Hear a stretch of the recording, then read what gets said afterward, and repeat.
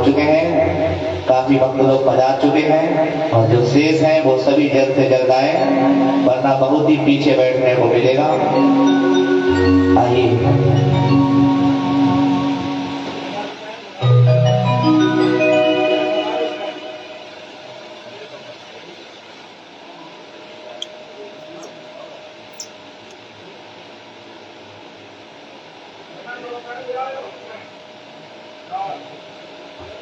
सियादेव राम जय सियादेव श्याम सिया।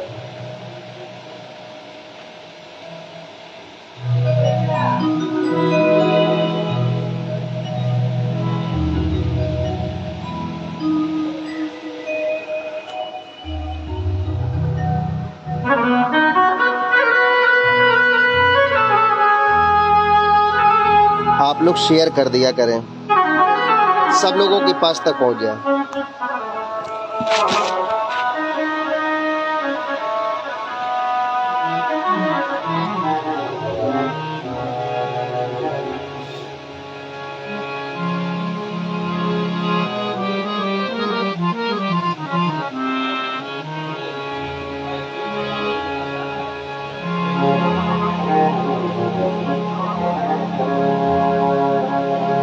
प्रेम से बोले श्री मनसा सरकार की जय। श्री वृंदावन बिहारी लाल की जय। श्री हनुमान जी महाराज की जय हो। श्री दुर्गा मैया की शंकर भगवान की जय हो। श्री देवघट बाबा की जय हो। श्री खाटू नरेश की जय हो। माता पिता सद्गुरुदेव भगवान की जय हो।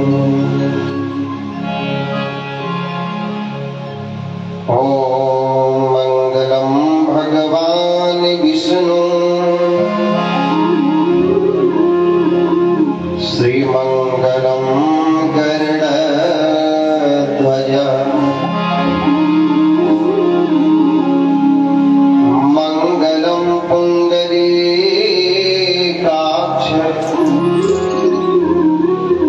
श्रीमंगलाय तनो हरि।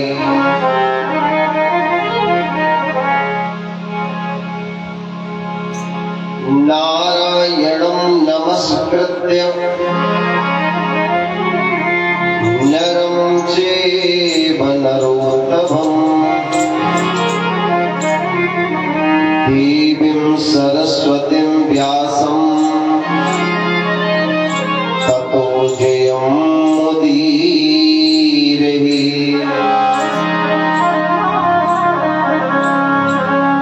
सच्चिदानंद रूपाय विश्वोत्पत्त्यादि हेतवे तापत्रय विनाशाय श्रीकृष्णाय वयं नमः।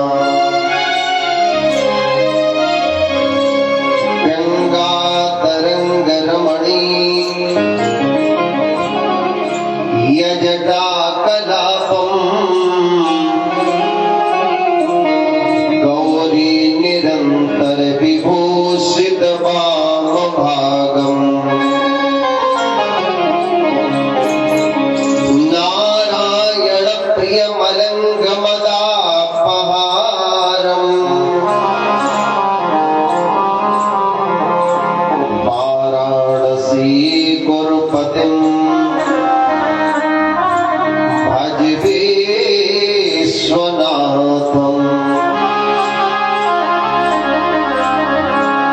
जय जय श्री राधा रमण जय जय नवल किशोर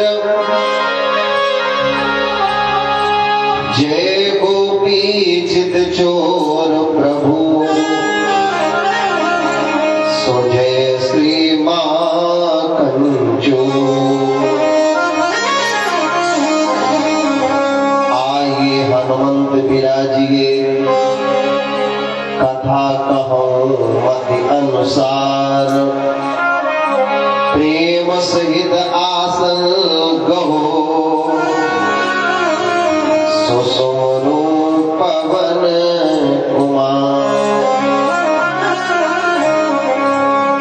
प्रेम से बोले हनुमान जी महाराज की, श्री मनसा सरकार की, प्रभु सच्चे दरबार की।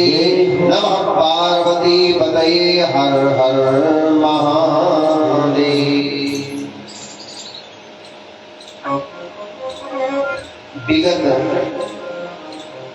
1 महीने से चल रही ये श्रीमद् भागवत कथा, श्री राम कथा, श्री शिव पुराण की कथा।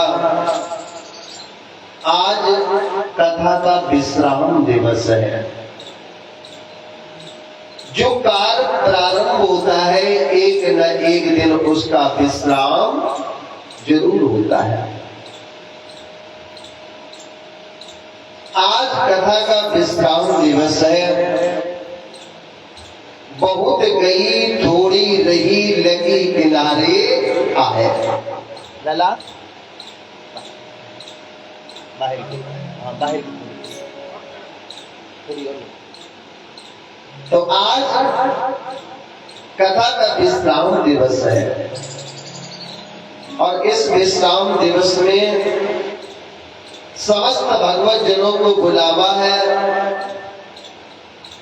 कि सभी लोग आए और आकर के भगवान की पावन कथा को श्रवण कर अपने मानव जीवन को धन्य बनाए। कल रक्षाबंधन भी है, भाई बहन का ये पावन त्योहार।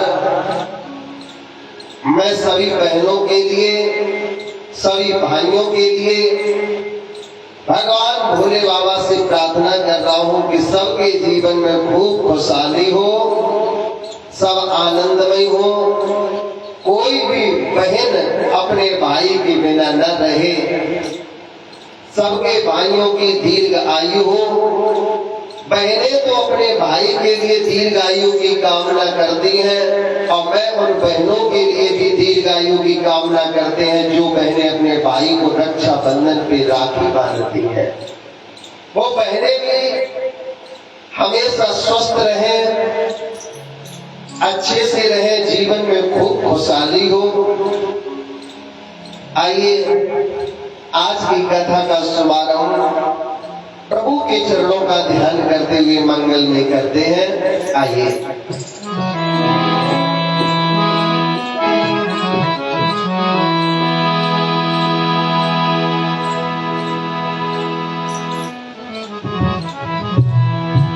कि सीताराम जी से मिलने का, राधे श्याम जी से मिलने का, भोले बाबा जी से मिलने का, दुर्गा मैया जी से मिलने का, और ये सत्संग ही बहाना है।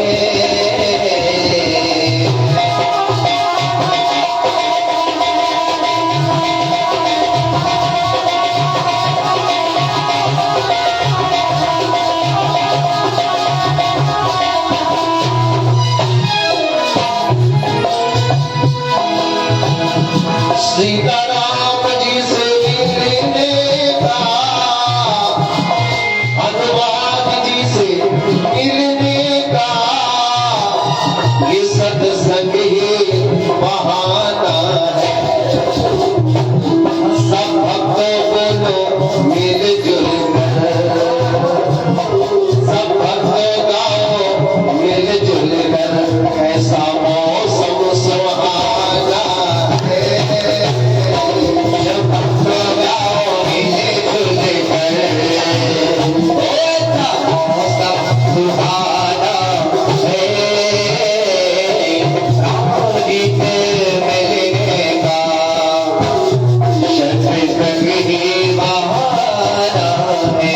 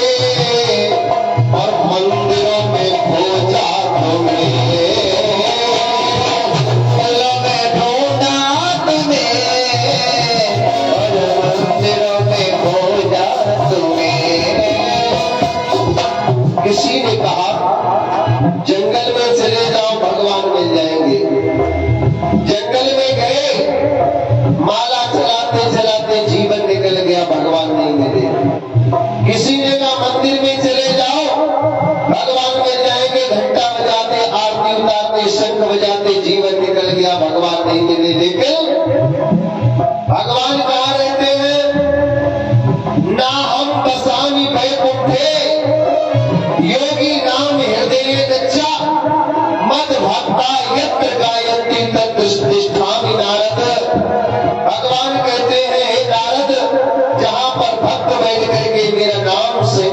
करते हैं, मैं वहीं पर रहता हूँ। और वहां सब जीवों के हृदय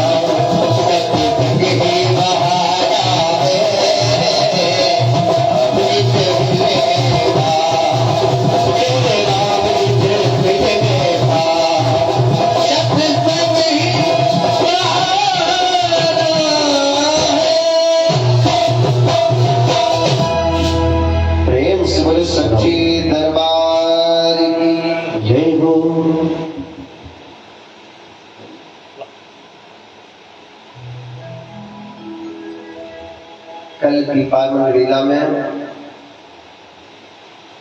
आप सभी भक्तजनों ने श्रवण किया कि भगवान ने गोवर्धन पूजन करवाया और पूजन कराने के उपरांत सेठ जी जिसकी हमेशा से पूजा होती चली आई वो अचानक उसकी पूजा बंद हो जाए, उसका सम्मान बंद हो जाए, फिर वो क्या करेगा। इस ब्रज में इंद्र का पूजन हुआ करता था और इंद्र के अंदर अभिमान उत्पन्न हो गया। अभिमान को नष्ट करने के लिए भगवान ने इंद्र का पूजन बंद करवा करके और गोवर्धन जी का पूजन करवाया। इंद्र ने क्रोध में इतना जल वृष्टि की 49 पवन चलाए, एक भी ब्रजवासी जीवित बचना नहीं चाहिए। भगवान ने गिरिराज जी को उठा करके छनुओं ने उंगली पर रख लिया और सभी जीव जंतुओं को भगवान ने गिरिराज जी के नीचे बुला लिया। 7 दिन 7 रात्रि तक घमासान जल की वृष्टि हुई, लेकिन जाको राखे साइया मार सके न कोई। अंत में देवराज इंद्र ऐरावत हाथी पर चढ़ करके आया। देखा एक 7 वर्ष का बालक 7 कोस का पहाड़ अपनी छुड़गुनी उंगली पर रखे हुए है और सभी ब्रजवासियों की रक्षा कर रहा है। इंद्र ने आकर के भगवान के चरणों में मस्तक रख दिया। भगवान ने गिरिराज जी को पृथ्वी पर स्थापित कर दिया, इंद्र को हृदय से लगा लिया। सुबह का भूला व्यक्ति अगर शाम को घर आ जाए तो उसे भूला नहीं कहते हैं। इंद्र को हृदय से लगा लिया है। नाम है दयालु, भगवान का एक नाम है दयालु, दूसरा नाम है कृपालु।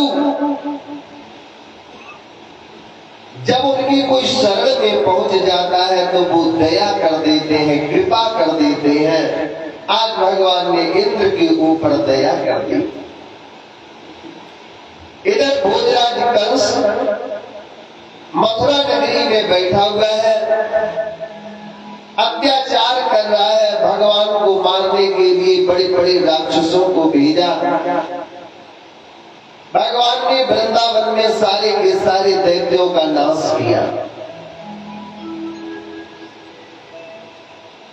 जो भी दैत्य आया किसी के भगवान ने मुख को चीर दिया, किसी को लात मार दी, किसी को उठा के पटक दिया। भगवान ने इस प्रकार से सभी दैत्यों का नाश किया।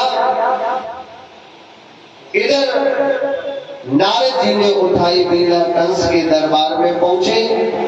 कंस ने नारद बाबा के चरणों में प्रणाम किया और कहा, बाबा मेरा काल ब्रज 84 कोश में बड़ा हो रहा है, मुझे क्या करना चाहिए। तो नारद जी ने कहा, छल से बल से कौतूहल से किसी भी प्रकार से अपने काल को अपने घर में बुला लो और जब तुम्हारे घर में आ जाए तो उसे मरवा दो। आज कंस ने अक्रूर जी को बुलाया और अक्रूर जी से कहा, तुम वृंदावन चले जाओ, वहां से कृष्ण और बलराम को लेकर के आओ। अक्रूर जी ने जाने से मना किया। भोजराज कंस ने तलवार को निकाला, कहा अगर तुम जाओगे नहीं तो मेरे हाथों से मारे जाओगे। तो मरते ना तो कर दे क्या। तो आज अक्रूर जी महाराज को जब भेजा, अक्रूर जी महाराज मथुरा से चलते हैं, यमुना जी तक आते हैं, यमुना से फिर वापस लौट जाते हैं। सुबह से लेकर शाम तक यमुना से मथुरा और मथुरा से यमुना जी रथ चलता रहा। अंत में अक्रूर जी महाराज संध्या के समय सूर्य अस्ताचल की ओर जा रहे थे। अक्रूर जी महाराज रथ लेकर के वृंदावन में आए। भगवान श्री कृष्ण बलराम जी ने देखा, चाचा का बड़ा ही स्वागत और सम्मान किया। मातरम पितरम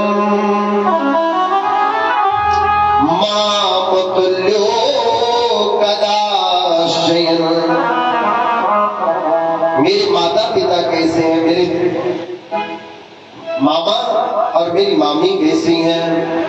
आज अक्रू जी से कुछ पूछा, अक्रू जी ने सारी बात बताई। रात्रि के समय में अक्रू जी वृंदावन में रुकते हैं, भगवान उनके चरणों की सेवा करते हैं।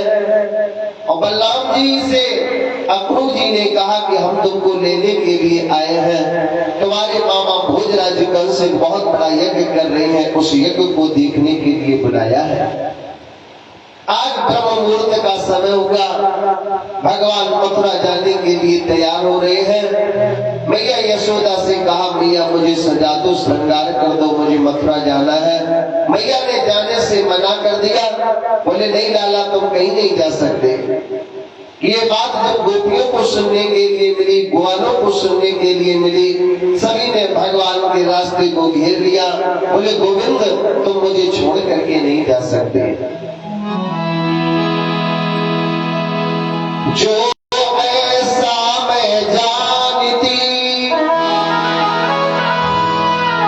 कि प्रीत करे दुख होए, तो नगर भिडोरा पीटती, तो प्रीत न करियो। गोपियों ने कहा, गोविंद अगर मुझे मालूम होता कि जिससे मैं प्रेम कर रही हूँ एक दिन ये प्रेमी मुझे छोड़ करके चला जाएगा, तो मैं तुमसे कभी प्रेम नहीं करती। मैंने तो तुमसे निस्वार्थ प्रेम किया और आज तुम मुझे छोड़ करके जा रहे हैं। भगवान ने राधा जी से कहा, देवी तुम्हें तो मालूम है मेरा अवतार किस लिए का है। जब जब हुए धर्म के हानि, मारई असुर अधम अभिमानी, और तब तब प्रभुदर विविध शरीरा, हरई कृपा निध सज्जन पीरा। मेरा अवतार तो कंस को मारने के लिए हुआ है, इसलिए देवी मुझे जाने दीजिए। आज राधा जी ने भगवान सामने सरकार से कहा कि मथुरा में जाके मोहन अरे भूले न जाना, मथुरा में जाके मोहन भूले न जाना, मथुरा में जाके मोहन भूले न जाना। तेरे बिन गाना मेरा, तेरे बिन मोहन मेरा, कहीं ना ठिकाना, मथुरा में जाके मोहन भूले न जाना।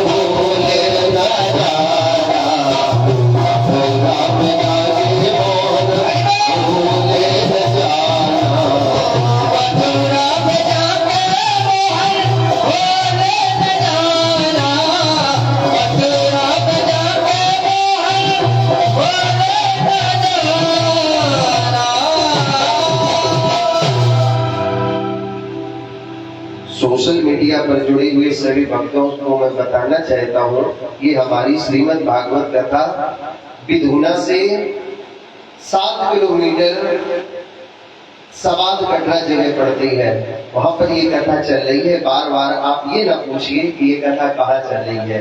श्री सुमनसा सरकार भगवान का आश्रम है, भगवान शंकर जी का स्थान है, वहां पर ये कथा चल रही है। मैं कथा में व्यस्त हूँ, आप लोग कथा सुनिए, देखिए, आपको सादर जय सिया राम। प्रेम से बोलो भक्त और भगवान की जय हो। मैं आप लोगों से निवेदन कर रहा था कि भगवान सामने सरकार सबको समझा बुझा करके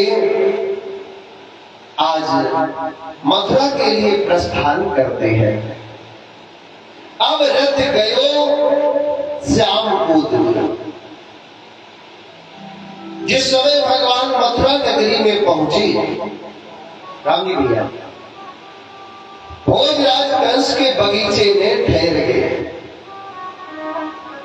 रात्रि में विश्राम किया और सुबह होते ही भगवान बलदाऊ जी से कहते हैं, भैया मैं मथुरा नगरी का दर्शन करना चाहता हूँ। बलदाऊ जी ने कहा नंद बाबा से, बाबा कृष्ण मथुरा नगरी का दर्शन करना चाहते हैं।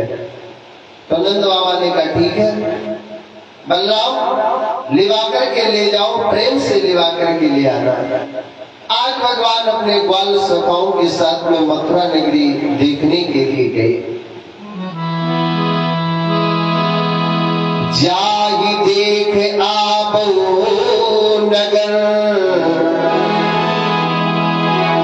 सुख निधान तो भाई, और करहु सफल सबके नयन, सो सुंदर बदन दिखार। जाहि देख आपहु नगर सुख निधान दो भाई, जाओ दोनों भाई नगर का दर्शन कराओ। जिस समय भगवान मथुरा नगरी में प्रवेश करते हैं, युवती भवन झरोखन लागी, और मेरे कहीं श्याम रूप अनुरागी। जिस समय भगवान मथुरा नगरी में प्रवेश करते हैं तो छोटे छोटे बच्चे भगवान के साथ में चलने लगे, बड़े बुजुर्ग रास्ते में खड़े हो गए, बड़ी बूढ़ी माताएं अपने दरवाजे पर खड़ी हैं, दर्शन कर रही हैं, लेकिन जो नई नवेली बहुएं हैं उनको दर्शन कैसे मिले। तो वो झटपटे चल गई, अपने छज्जों से झांक रही है।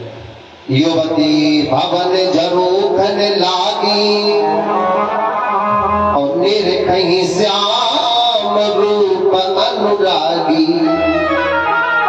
भगवान के स्वरूप का दर्शन करके आज उन्हें परम सुख मिल रहा है। भगवान के ऊपर पुष्पों की वर्षा हो रही है। मनसुखा कहने लगा, लाला जितना सम्मान है वैसे अपनी पोजीशन नहीं है। जल्दी में नए कपड़े नहीं बनवा पाए,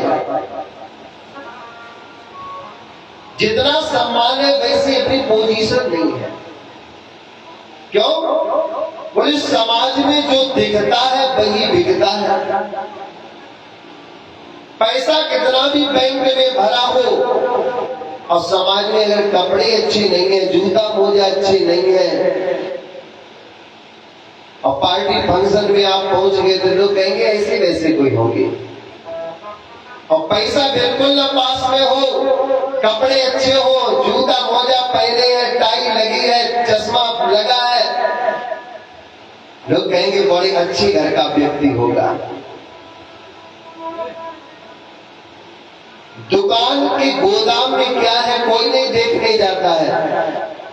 दुकान में 2-4 डब्बे अच्छे हो और अच्छे अच्छे आइटम सामने रखे हो, लोग कहेंगे पूरी दुकान भरी है। तो जो दिखता है वही बिकता है, जो दिखेगा नहीं वो बिकेगा नहीं। भगवान ने कहा तो क्या करें? बोले लाला कहीं से कपड़ों का इंतजाम करो। बोले चलो। रजकम कश्चिदायंतम रंगकारम गजाग्रजा। भगवान कहाँ पहुंचे? रजक, जहां पर धोबियों का घाट था। भगवान ने जाकर के प्रणाम किया। मामा जी नमस्कार। नमस्कार भैया नमस्कार। कहाँ से आए? वृंदावन से आया हूँ। यहाँ क्या करने आए? यमुना जी के घाट पर। बोले मामा जी तुमसे छोटा सा काम है। बोले क्या काम? बोले ऐसा करो इसमें से 2-4 पोशाकें दे दो, हम लोग पहन करके मामा के यहाँ चले जाए। और सुनो, जब हम वापस जाएंगे तो कपड़े तुम्हारे तुमको वापस कर देंगे, और मेरे मामा मेरी मामियां जो मुझे दक्षिणा देंगी चलते समय वो भी हम तुम्हें दे देंगे। तो तुम्हारा भी काम हो जाएगा और हमारा भी सम्मान हो जाएगा। आप इसमें से 2-4 ड्रेसें दे दो। धोबी ने कहा मरना चाहिए। जैसे मुदगर उठाई, भगवान कन्हैया के जितने भी सखा थे सब चुपचाप खड़े हैं, लेकिन जो सबसे वाला छोटा सखा था कहने लगा कन्हैया जितनो सम्मान है बासे कम अपमान भी नहीं है। लाला इसको तेरी शक्ति का अंदाजा लेंगे, दिखा भी पूतना वाली शक्ति, होगा तो देखा जाएगा। और जैसे का पूतना वाली शक्ति दिखा तो धर्म धनुष का एक हाथ लगा कि सर से टूट कर धड़ से अलग हो गया। बंधुओं जितने भी घाट पर धोबी थे सभी घाट छोड़ करके भाग गए। ग्वालों ने कपड़े उठाए पहन लिए, बड़ी बड़ी पोशाकें बड़ी बड़ी ड्रेसें धरती में कड़ी रही हैं। ये धोबी मामा कौन थी? ये त्रेता वाले धोबी मामा थे। अयोध्या में रहते थे जिस समय भगवान प्रभु श्री रामचंद्र जी रावण को मार करके अयोध्या में आए, गद्दी पर बैठ गए। राम राज बैठे त्रिलोका और हर्षित भय गए सब सोगा।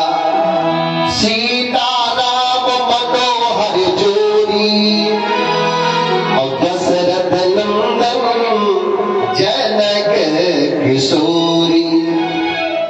भगवान सीता मैया के साथ में सिंहासन पर बैठे थे। एक दिन की बात, भगवान रात्रि के समय में साधारण वस्त्रों को पहन करके घूमने के लिए गए। अयोध्या में जिस समय अंदर पहुंचे तो यही धोबी के दरवाजे से निकल रहे थे। ये अपनी पत्नी को पीट रहा था, मार रहा था, ताने दे रहा था, दुष्टा कहीं की तो अब तक कहाँ रही, इतनी रात्रि हो गई। और कारण क्या था कि पड़ोस में सत्यनारायण भगवान की कथा हो रही थी, वो कथा सुनने चली गई और प्रसाद पाकर के जब तक वो आई तब तक काफी रात्रि हो गई थी। ये अपनी पत्नी को ताने दे रहा था, दुष्टा कहीं की तो कहाँ गई थी, मैं वो राम नहीं हूँ जो सीता लंका में रही, रावण के यहाँ रही और फिर भी पत्नी स्वीकार करके गद्दी पर बिठला लिया। ये शब्द जिस समय राम जी ने सुने, राम जी चुपचाप वापस आए। लक्ष्मण जी से कहा भैया लक्ष्मण एक काम करो। बोले क्या? बोले कल सूर्य तब निकले कि अपनी भाभी को लेकर के जाओ और वन में छोड़ करके आओ। लक्ष्मण जी के पैरों के तले से मानो जमीन खिसक गई हो। लक्ष्मण जी रोने लगे, भैया ये क्या कह रहे हो? अभी मेरी भाभी 14 वर्षों का वनवास व्यतीत करके आई और तुम कह रहे हो फिर उसे वन में छोड़ाओ। राम जी ने कहा जो मैंने कह दिया सो कह दिया। लक्ष्मण जी सीता मैया को लेकर के वन में छोड़ने के लिए गए। किस समय? जिस समय पत्नी को पति की परम आवश्यकता होती है। सीता मैया के गर्भ में उस समय लव पल रहे थे। उस समय राम जी ने सीता जी का परित्याग किया था। क्यों? इस धोबी ने सीता के ऊपर दोष लगाया था। राम जी ने उसी समय संकल्प लिया था इसका बदला तुमसे अवश्य लिया जाएगा। इसीलिए भगवान ने थप्पड़ मार करके दुनिया के लोगों को शिक्षा दी, हे संसार के लोगों, जब तक आंखों से देख ना लो तब तक किसी के ऊपर दोष लगाना नहीं चाहिए। सुनी हुई बात हमेशा सत्य नहीं होती है। कोई बात सुन ली, महाराज फला व्यक्ति ऐसा है, भैया फला व्यक्ति ऐसा है, जब किसी के लिए एक उंगली उठाते हैं, भैया थोड़ी पतली आवाज कर, जब किसी के लिए एक उंगली उठाते हैं तो 3 उंगली मेरी ओर झुकती हैं। वो इशारा करती है कि तू अपने गिरेबान में झांक करके देख, तू कितना अच्छा है। थोड़ी आवाज कम कर दे, कम। तू अपने गिरेबान में झांक करके देख, तू कितना अच्छा है। लेकिन आज का इंसान अपने अंदर की कमी नहीं देखना चाहता है, वो हमेशा सामने वाले की कुबड़ाई, दूसरे के अंदर के दोषों को देखना चाहता है। आज भगवान ने कपड़े पहने, वालों ने कपड़े पहने, आगे को बढ़ी, एक दर्जी मिला, उसने कपड़े काट छाट करके जो जिसको अच्छे लगे पहना दिए।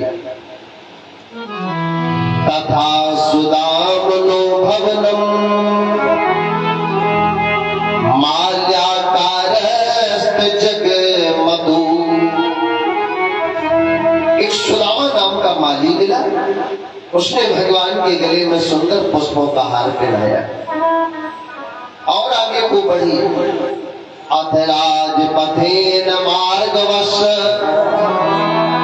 धीमताम कुब्जा बरांगना। एक 3 जगह से टेढ़ी तिबकरा जा रही है, नाम है शैलेंद्री। हाथ में कटोरी है, एक हाथ में लकड़ी है, कमर झुकी हुई है।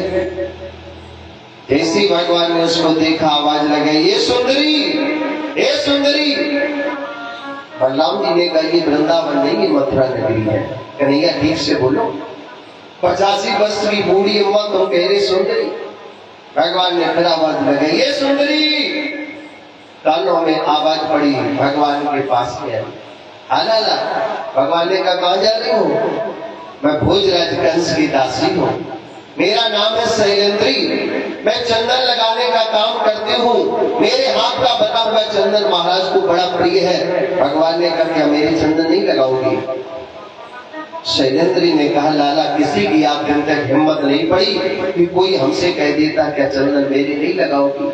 आज पहली बार किसी छोटे से बालक ने हमसे कहा कि चंदन मेरे नहीं लगाओगी। मारी बेशक जाऊं, लेकिन मैं तुम्हारे चंदन जरूर लगाऊंगी। आज उसने लिया चंदन, भगवान को लगा दिया। भगवान ने सोचा इसने अपना तो काम कर दिया, मैंने इसे सुंदरी कहा है तो अब इसे सुंदरी बना देना चाहिए। भगवान ने अपना पैर लिया, इसके पैर के ऊपर रख लिया, 2 उंगली घोड़ी से लगाई, कमर से हाथ डाला और जैसे भगवान ने अपने ओर खींचा, बंधु काया पलट गई, सुंदरी बन गई। 85 वर्ष से 16 वर्ष का बना दिया। नाचने लगी, मस्ती में गाने लगी कि हमें तो जोगिनिया अरे बनाए गए रे, ओ छलिया नंद जी को लाला, हमें तो बाबलिया बनाए गए रे, हमें तो बाबलिया बनाए गए रे, हमें तो बाबलिया बनाए गए रे।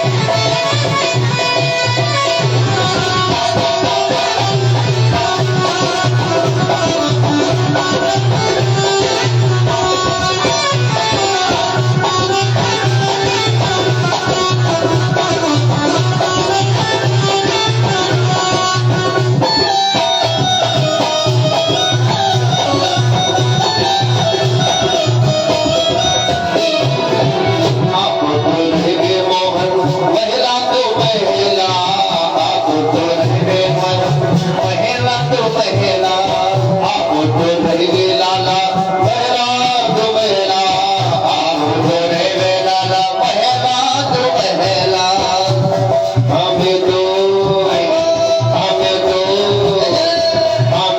जो पढ़ में बसाए गयो रे हमें तो जो पढ़ में बसाए गयो रे ओ चलिया नंद जी को लाला ओ चलिया नंद जी को लाला हमें तो बाबलिया बनाए गयो रे हमें तो बाबलिया बनाए गयो रे हमें तो जो दुनिया बनाई गयो रे ओ मनसा सरकार की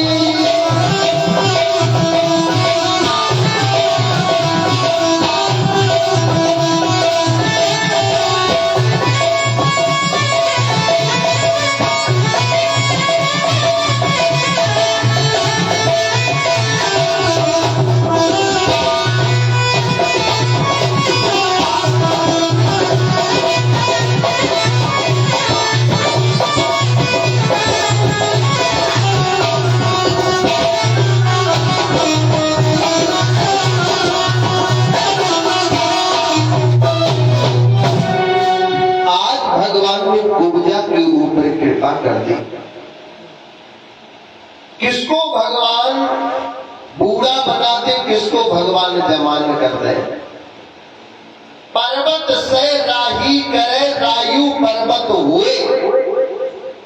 भगवान की अगर सुदृष्टि पड़ जाए तो तिनका पर्वताकार बनने में देरी नहीं लगती है।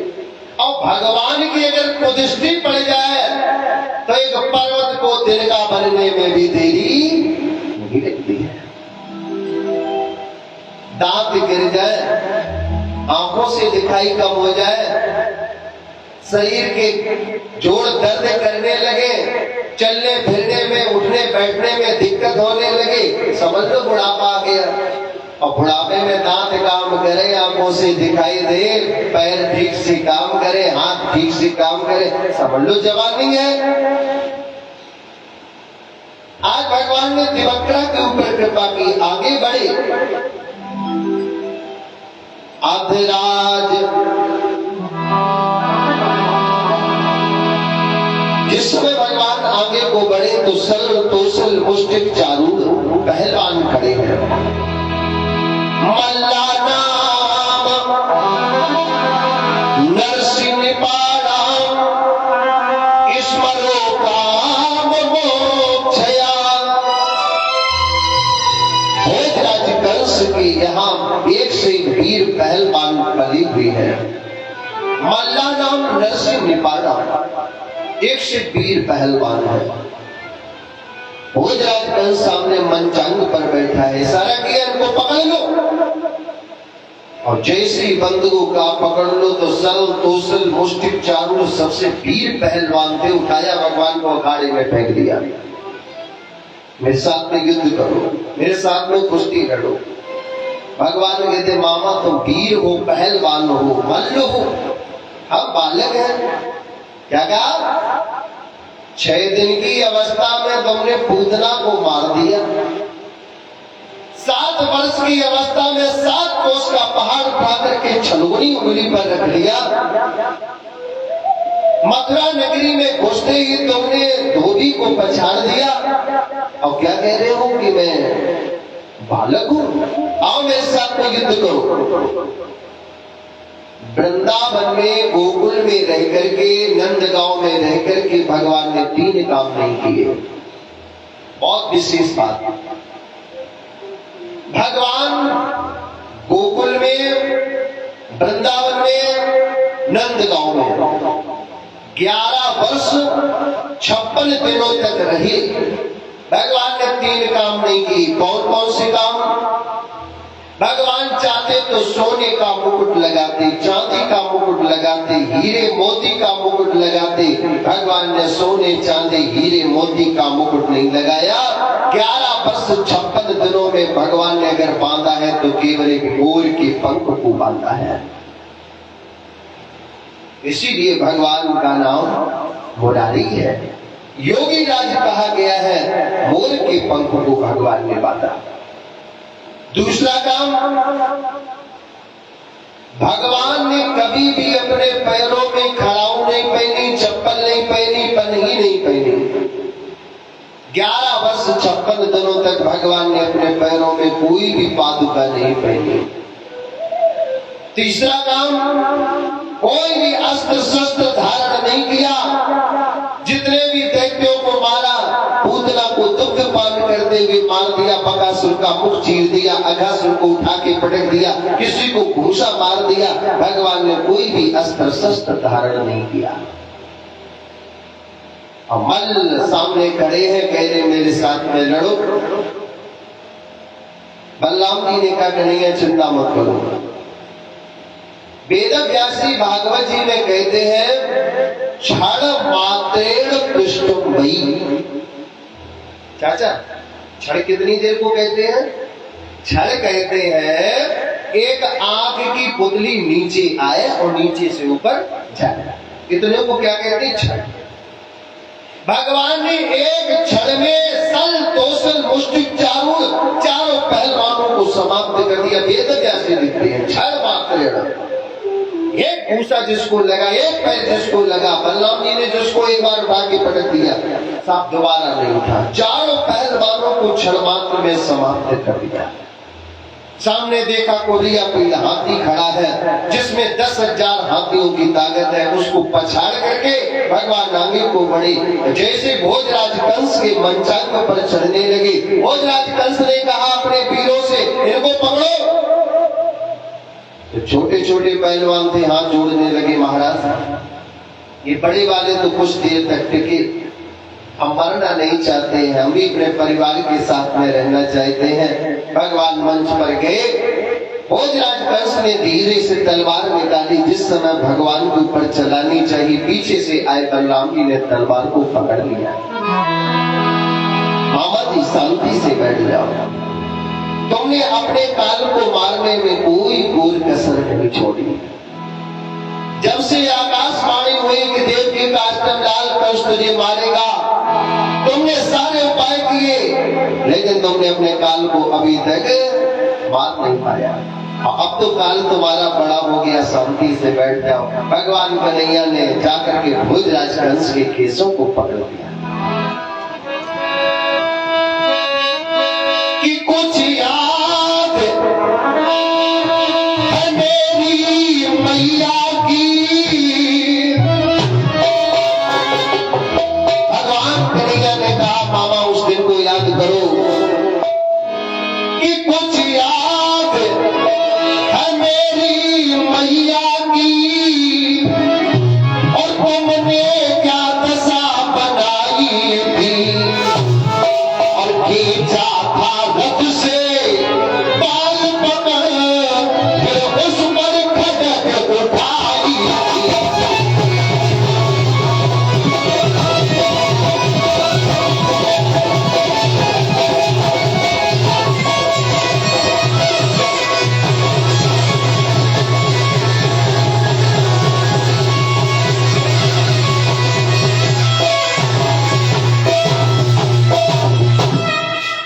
उस दिन को याद करो, एक दिन तुमने मेरी मैया देवकी के केसों को पकड़ करके रस्सी नीचे गिराया था।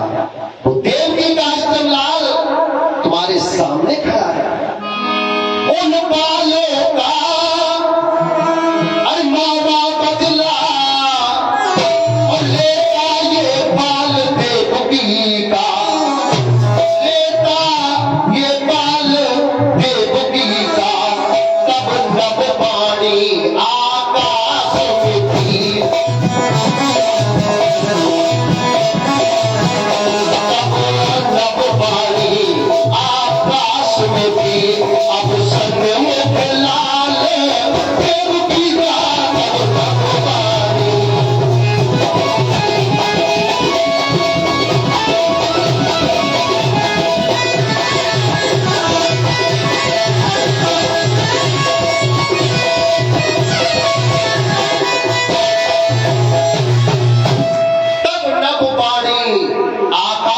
थी अब सन्मुख लाल देवकी का। जो आकाशवाणी ने कहा था देवकी का अष्टम लाल कष्ट नहीं मारेगा, देख लो वही देवकी का अष्टम लाल तुम्हारे सामने खड़ा है। और भगवान ने भोजराज कंस के केसों को पकड़ करके मारा झटका, भोजराज कंस मंचांग से नीचे गिरा। दौड़ करके भगवान की छाती पर बैठ गए। मामा अब बताओ तुम्हारे साथ में क्या किया जाए। भोजराज कंस अट्टहास करके हंसने लगा, मैं जीत गया, मैं जीत गया, मैं जीत गया, मैं जीत गया। भगवान ने कहा मामा जीत उसकी होती है जो ऊपर होता है, हार उसकी होती है जो नीचे होता है। तुम नीचे पड़े, हम तुम्हारी छाती पर बैठे, तुम कह रहे जीत मेरी हो गई। भोजराज कंस कहने लगा कृष्ण वास्तविक में आज मेरी जीत हो गई। वो कैसे हुई बोले सुनो। मैं खुद किस्मती, कंस ने कितनी बड़ी बात कही।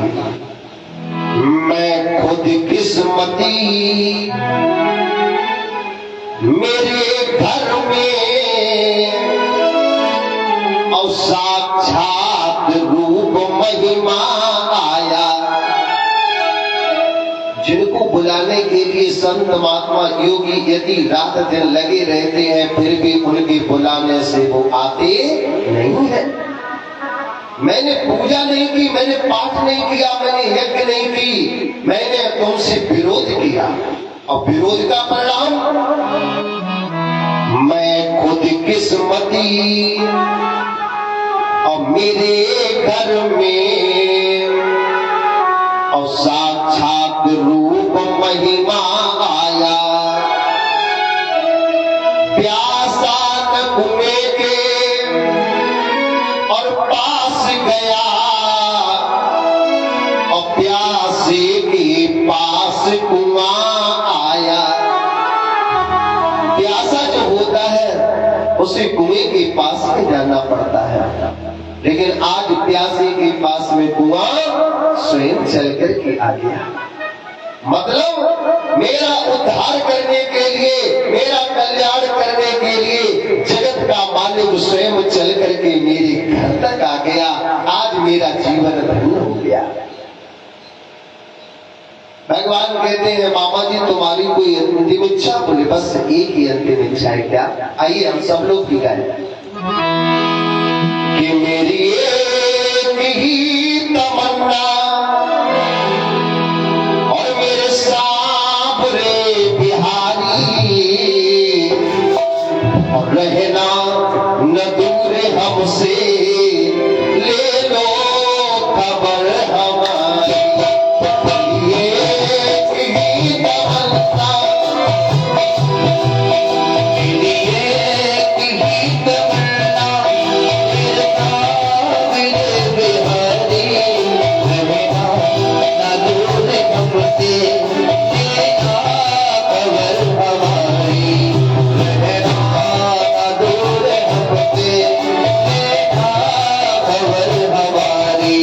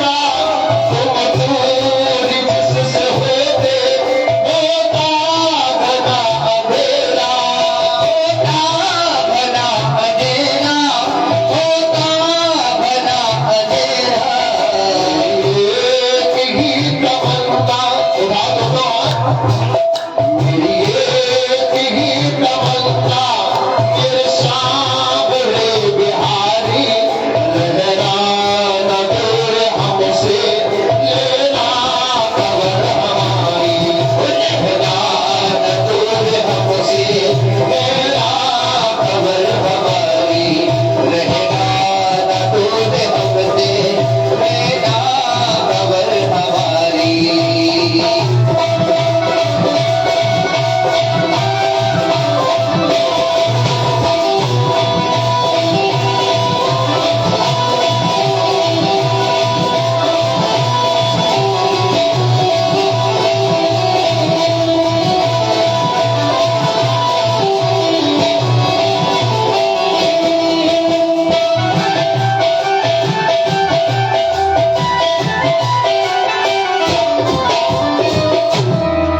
प्रेम से बोले भक्त और भगवान की जय हो।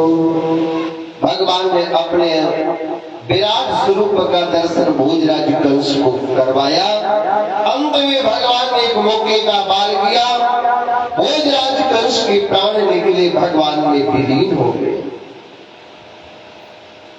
प्रेम से बोलिए कंसाहारी भगवान की जय हो। विचार करिए, आखिर में ये कंस है क्या? कहीं राम लीला हो, कहीं भागवत कथा हो, हर एक राम लीला में, हर एक भागवत कथा में एक रावण होता है, एक कंस होता है। और प्रत्येक राम लीला में रावण मारा जाता है और भागवत कथा में कंस मारा जाता है। ना अभी तक रावण मर पाया है और ना अभी तक कंस मर पाया है। बंदूक चलाई जाती है, गगरी टांगी जाती है, लोग बड़ी खुशी मनाते हैं कि कंस मर रहा है, लेकिन सदियों से ये कंस और रावण मारे जा रहे हैं, लेकिन अभी तक ना रावण मरा है न कंस मरा है। गागर फोड़ने से, बंदूक चलाने से, पुतले जलाने से कभी रावण कंस मरने वाला नहीं है। ये रावण और कंस है क्या? पहली पुस्तक चलती थी, शायद कक्षा 8 में चलती हो या कक्षा 9 में चलती हो, मुझे याद नहीं है। पुस्तक का नाम था काव्यांजलि। उस काव्यांजलि पुस्तक में किसी संत की कल्पना थी, किसी कवि ने उसमें लिखा था कि 3 लोक से मथुरा न्यारी। बहुत अध्यात्म विषय है, ध्यान से सुनिएगा। लिखने वाले कवि ने लिखा है कि 3 लोक से मथुरा न्यारी, कि मथुरा 3 लोकों से न्यारी है। ऐसा मथुरा जी में क्या है जो 3 लोकों से न्यारी है? जैसी मथुरा में बिल्डिंगें क्या हमारे कानपुर में नहीं है? क्या हमारे दिल्ली में नहीं है? मुंबई में नहीं है? अच्छी अच्छी बिल्डिंगें हैं। लेकिन लिखने वाले कवि ने लिखा है कि 3 लोक से मथुरा न्यारी, मथुरा 3 लोकों से न्यारी है। ये कौन सी मथुरा है? ये शरीर रूपी मथुरा है जो 3 लोकों से न्यारा है। ये शरीर रूपी मथुरा ये 3 लोकों से न्यारा है। जैसे हम हैं वैसे आप नहीं है, जैसे आप है वैसा दूसरा कोई नहीं है। भगवान ने एक सांचे से एक व्यक्ति को बनाया, दोबारा परमात्मा ने उस सांचे का प्रयोग नहीं किया। हम सकल हो सकता है, हम सकल हो सकता है, लेकिन दोनों के स्वभाव, दोनों के कर्म, दोनों के चरित्र अलग अलग होंगे, एक जैसे तो कोई है ही नहीं। तो 3 लोक से मथुरा न्यारी, ये शरीर रूपी मथुरा 3 लोकों से न्यारा है। इसमें अभिमान रूपी कंस बैठा है। अभिमान जो मैं है, अहंकार है, बस यही कंस है। ये कब तक नहीं मरेगा बंधुओं? जब तक इसमें आत्मज्ञान रूपी राम और कृष्ण उत्पन्न नहीं होंगे, तब तक अभिमान रूपी रावण और कंस मारा नहीं जाएगा। जिस समय आत्मज्ञान रूपी राम और कृष्ण जन्म लेंगे, अभिमान किस पर रहता है? माफ करना, 4 चीजों पे सबसे ज्यादा अभिमान रहता है। पहला, धन पर। भगवान ने थोड़ा पैसा दे दिया, पैसा हो गया पास में तो अभिमान आ गया कि हमारे समान कोई पैसे वाला नहीं है। दूसरा अभिमान, बोले ज्ञान पर। भगवान ने थोड़ी बुद्धि दे दी, पढ़ लिख गए, उन्हें इसी बात का अभिमान है कि हमारे समान कोई पढ़ा लिखा नहीं, हमारे समान कोई ज्ञानी नहीं। दूसरा अभिमान। तीसरा अभिमान है रूप पर। भगवान ने सुंदरता दे दी तो पार्टी फंक्शन में खड़े होंगे, इधर उधर देखेंगे लोग, हमें देख रहे कि नहीं देख रहे, मेरी प्रशंसा कर रहे हैं पीछे ही नहीं कर रहे, का हम सुंदर है। सुंदरता का अभिमान होता है। चौथा अभिमान होता है बल का। भगवान ने थोड़ी ताकत दे दी तो उन्हें इसी बात का अभिमान है कि हमारे समान कोई वीर नहीं है, हमारे समान कोई ताकतवर नहीं है। जीवन में कभी अभिमान नहीं करना चाहिए, अभिमान रहित होना चाहिए, क्योंकि भगवान भोजन रोटी का नहीं करते हैं, दाल नहीं खाते, सब्जी नहीं खाते हैं। कहूं राम के सहित स्वभाव, जन अभिमान न राखे काऊ। भगवान अगर भोजन करते हैं तो केवल अहंकार का भोजन करते हैं, अहंकार को भगवान खाते हैं। अभिमान उस चीज पर किया जाता है, भैया आप सब लोग हमसे बड़े हैं, विचार करना, अभिमान उस चीज पर किया जाता है जो अपनी चीज होती है। जो चीज अपनी होती है उस पर अभिमान किया जाता है। नजर पसार करके देख लो कौन सी चीज अपनी है। एक बड़ी सुंदर चौपाई आता है, बोले जननी जनक और बंधु सुत दारा, और धन धन भवन सुहृदि परिवार। जननी, जननी माने मां, जनक माने पिता, बंधु माने भाई, सुत माने बेटा, तारा माने पत्नी, तन माने शरीर, मन माने मन, धन माने पैसा, सुहृद परिवार। ये सब जो भी मिला है किसने दिया है? भगवान ने। जब सारी वस्तुएं भगवान ने मुझे दी है, मेरे लिए दी है, बहुत ध्यान से सुनना, मैं बहुत बड़ी बात बोल रहा हूं। भगवान ने सारी वस्तुएं दी हैं, मेरे लिए दी हैं, पर मेरी नहीं है। खेती मुझे भगवान ने दी है, मेरे लिए दी है, जो तो खाओ, पर मेरी नहीं है, मेरे लिए है। मकान मेरे लिए है, बेटा मेरे लिए है, पर मेरा नहीं है। अगर मेरा होता तो मेरे साथ में जाता। तन भी मेरे लिए है, पर ये भी मेरा नहीं है। धन भी मेरे लिए है, पर मेरा नहीं है। गाड़ी भी मेरे लिए है, दुनिया की जितनी भी वस्तुएं हैं सब मेरे लिए है, पर मेरी नहीं है। सारी दुनिया की वस्तुएं नजर पसार करके देखिए, कहते भी है ये तन मन धन सब तेरा, और स्वामी सब कुछ है तेरा, और तेरा तुझको अर्पण सो क्या लागे मेरा। ओम जय जगदीश हरे, ओम जगदीश हरे, स्वामी जय जगदीश हरे।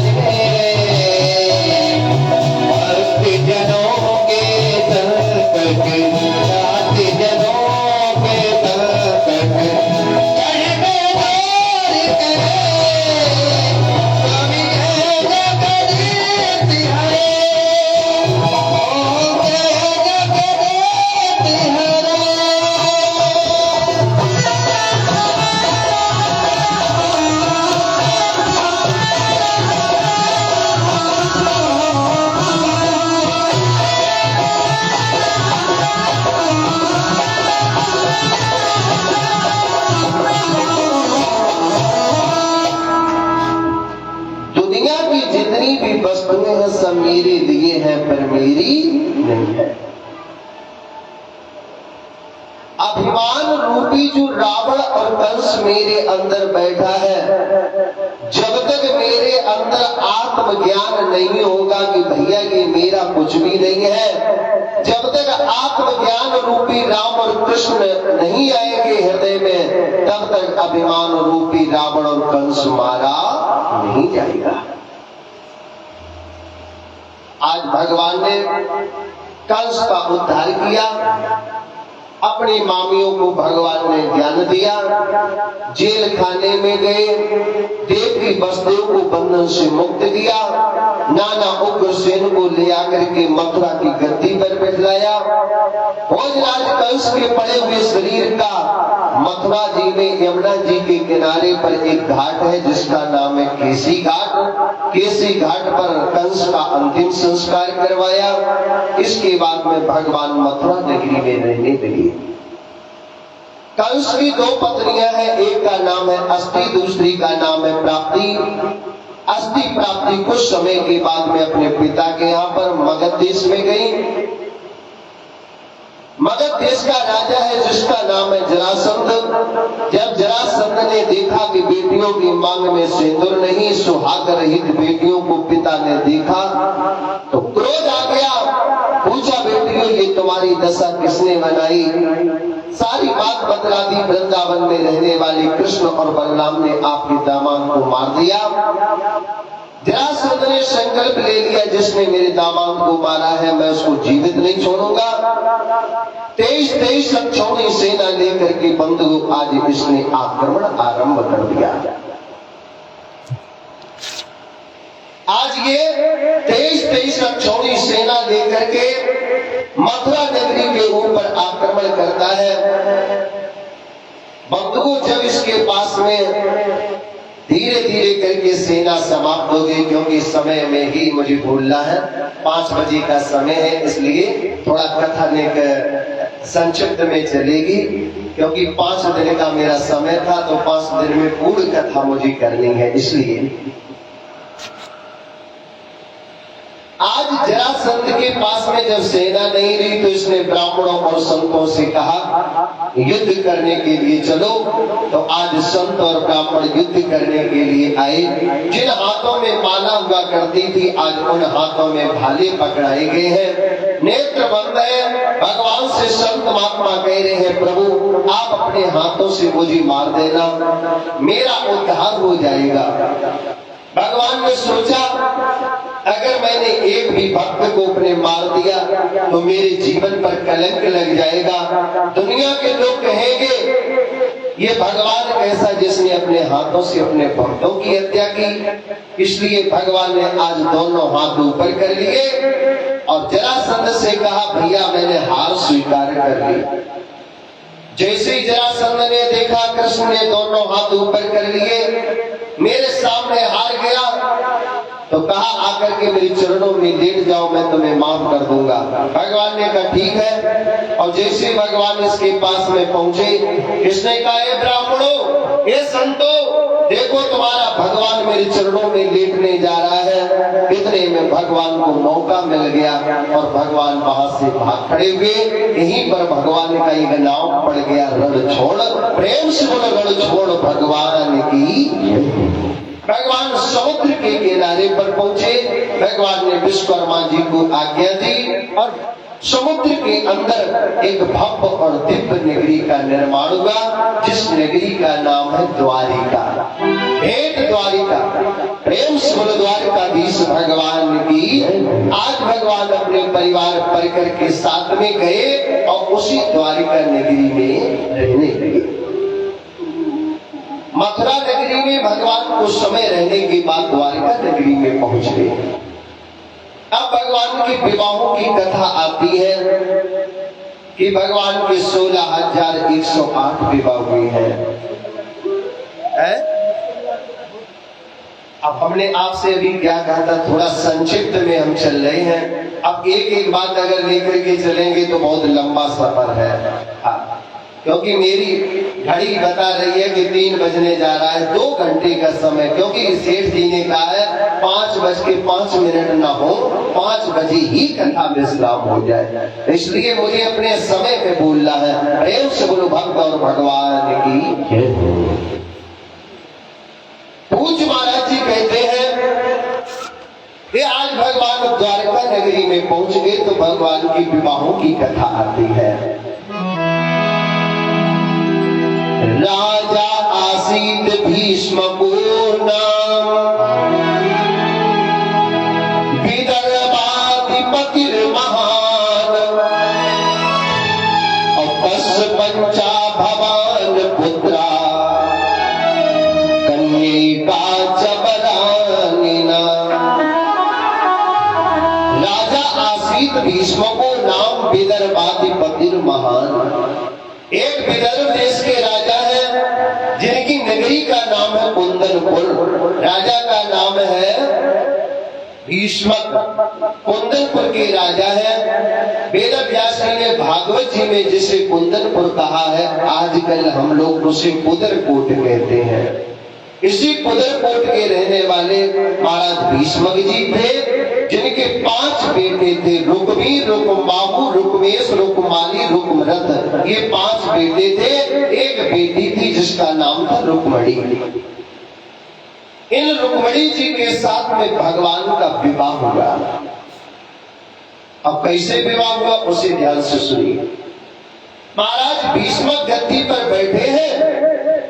एक दिन भीष्मक जी ने देखा कि मेरी बेटी रुक्मणी विवाह के योग्य हो रही है।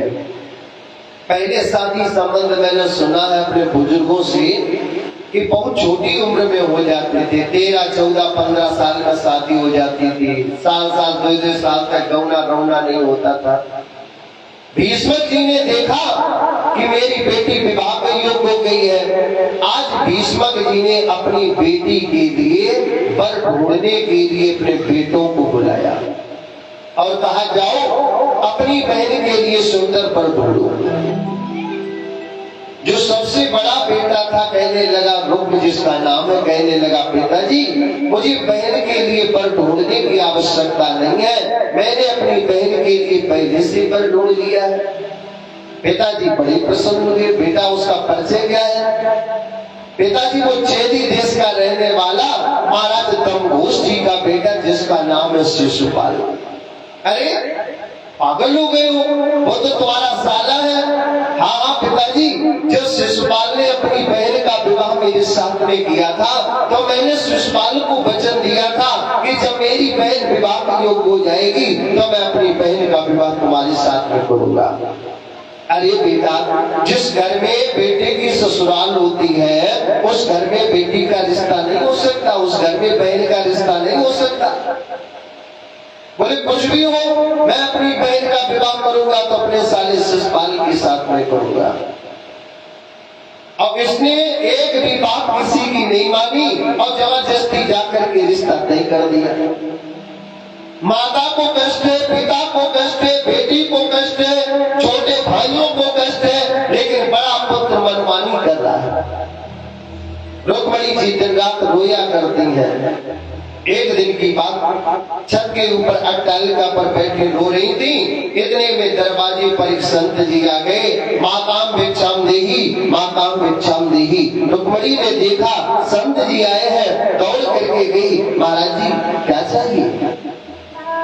बेटी मुझे भूख लगी है, मुझे भोजन करवा दो। रुक्मणी जी ने आज आसन बिछा दिया, संत जी को बिठलाया, प्रेम से भोजन करवाया। जब भूखा व्यक्ति भोजन कर लेता है तो वो जी भर करके दुआएं देता है। आज संत जी ने जब भोजन कर लिया तो रुक्मणी को दुआएं दी, आशीर्वाद दिया, बेटी हमेशा जीवन में सुखी रहो, खूब जीवन में आनंद हो, तुम्हें अच्छा घर मिले, अच्छा वर मिले। रुक्मणी की आंखों से आंसू बहने लगे। संत जी ने पूछा बेटी क्या बात है? रुक्मणी जी ने सारी बात बता दी। संत जी कहते बेटी चिंता मत करो, भगवान तुम्हारे साथ में अच्छा ही करेंगे, तुम चिंता बिल्कुल मत करो। इतने में संत जी ने भगवान के बारे में में कुछ बताया। क्या बताया उसे ध्यान से सुनिए। कात्वा मुकुंद महिदी कुलशील रूपा नंद गोप सुतम पति में कुर्ते नमः। संत जी ने कहा बेटी रुक्मणी तू चिंता मत कर, द्वारकाधीश भगवान सब तेरे साथ में अच्छा करेंगे। तेरे जीवन में हमेशा खुशियां होगी, तेरे जीवन में हमेशा आनंद होगा। जाओ द्वारकाधीश भगवान का नाम जपना। आज रुक्मणी जी द्वारकाधीश भगवान का ध्यान करती हैं, उन्हीं का नाम हमेशा लिया करते हैं। संत जी तो चले गए और उधर शिषपाल की बारात जिस समय कुंदनपुर चलने के लिए तैयार हुई, अशुभ होने लगी। शिषपाल ने कहा जब 10,000 सेना चल रही है वहां 20,000 लगा दी है। अब आगे पीछे सेना चल रही है और जैसी बारात और आगे बढ़ी फिर अशुभ रोने लगी, कहीं स्वान कुत्ते रोने लगे, कहीं गिद्ध मड़राने लगी। ब्राह्मणों संतों ने कहा भैया हमें कुछ गड़बड़ समझ में आए। शिषपाल ने कहा जहाँ सेना 20,000 चल रही था 1 लाख लगा दी जाए, जहां बारात पहुंच रही है वहां भी सेना लगा दी जाए। अब तो साफ रास्ते में सेना लगी है, कुंदनपुर के चारों तरफ सेना लगी। अब रुक्मणी जी को और चिंता बढ़ गई, अब क्या होगा। उधर बारात जिस समय आई, रुक्मणी ने बड़ा स्वागत और सम्मान किया, बारात को ठहरा दिया। रुक्मणी अट्टालिका पर बैठी रो रही है। दैव बस वही संत भगवान आ गए, आवाज लगाई बेटी रुक्मणी, बेटी रुक्मणी। अब जैसे रुक्मणी ने सुना दौड़ करके आई, महाराज जी क्या चाहिए। संत जी ने कहा बेटी आज लेने के लिए नहीं, आज मैं तुझे देने के लिए आया हूं। मैंने तुझसे कहा था कि भगवान सब तेरे साथ में अच्छा करेंगे, भगवान के लिए पत्र लिख दो, मैं द्वारका चला जाऊं